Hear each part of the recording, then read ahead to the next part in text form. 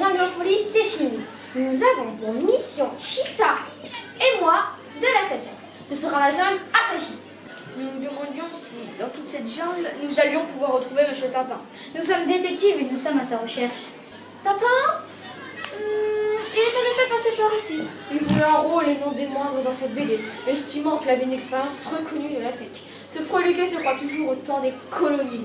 Il s'est présenté à Moreau une chemisette, un bermuda sortant du pressing, et bien sûr un casque colonial. Et il trimballait un affreux télébar blanc, un chien. Il voulait jouer un rôle de reporter chasseur de fauves.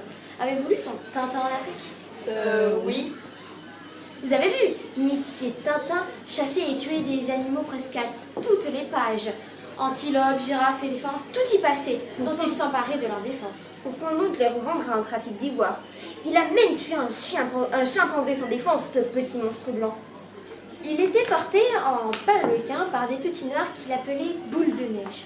Évidemment, nous lui avons demandé de déguerpir. Nous ne voulons pas d'un tueur dans notre série. L'ancien propriétaire de cette jungle, le Greystock, Nous l'appelions Tarzan, cela signifie peau blanche. Il voulait nous faire croire qu'il était notre ami, mais en fait, il nous traitait comme des esclaves. et en tout cas, cet aristo nous a laissé cette jungle dans la folie la plus complète. Saviez-vous ce qu'il faisait? Non. Il équipait les girafes de gyrophares pour le match nocturne entre bambou et pygmée. En tout cas, il a laissé les animaux se reproduire sans contrôle contraceptif. Au nom de la liberté animale, comme sur l'arche de Noé, disait-il. Les colombes avancent à ras des terres. Ce sont devenus des colombriques. Les lapins courent à tire-d'aile. Ce sont des lapingouins. Les hippopotames herbivores sont insectivores. Ce sont des hippopotames à noirs. Et nous avons retrouvé des rapaces en carapace. Des serpents à plumes.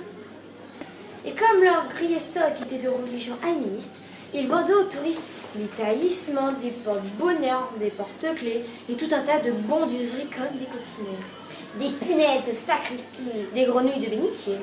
Des menthes religieuses.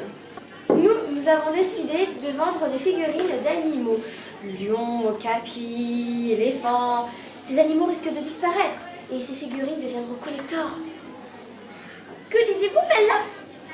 Non, je disais à messieurs que nous protégeons les alligators.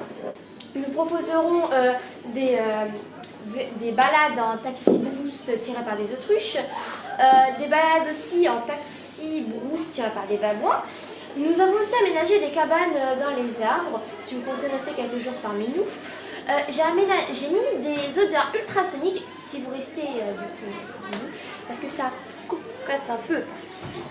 Je vois que je gère. Mais non, Cheetah, qu'est-ce que tu fais? Je pars rejoindre Chito. Mais pourquoi? Chito a été profondément ému par la disparition de cet aristrocade de Tarzan. Je pars le réconforter.